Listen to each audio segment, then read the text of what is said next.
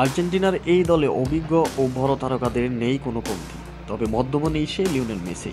চলতি আন্তর্জাতিক বিরতিতে চোটের কারণে তার পাশাপাশি নেই পাওলো দিবালাও।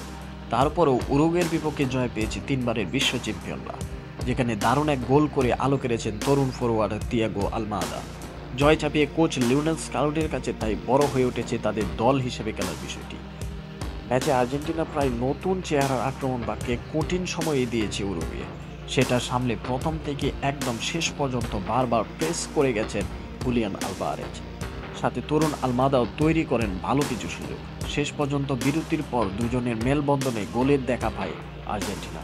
রক্ষণ ও মাঝমাঠও প্রথমার্ধে জমাট না থাকলেও দ্বিতীয়ার্ধে চেনা ছন্দে হাজির হয় পুরো দলই।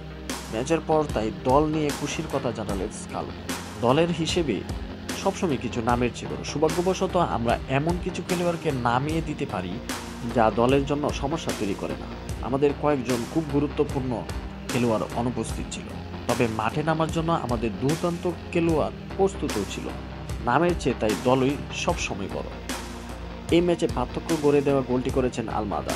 ম্যাচের শুরু থেকে প্রতিপক্ষের জমাট ডিফেন্সের মাঝেও কয়েকটি দারুণ প্রচেষ্টা চালানো তরুণ এই ফরোয়ার্ড ৬৭তম মিনিটে আলভারেজের কাছ থেকে বক্সের বাইরে বল পেয়ে জায়গা বানিয়ে ডান পায়ের কোনাকুনি শটে খুঁজে নেন ঠিকানা। স্কালোনির প্রশংসাও তাই পেলেন আলমাদা। দিয়েগো একটি দারুণ গোল করেছে, সে উন্নতি করেছে অনেক এবং সেভাবেই খেলছে যেভাবে দল তার কাছ থেকে চায়। এটাই সবচেয়ে গুরুত্বপূর্ণ বিষয়।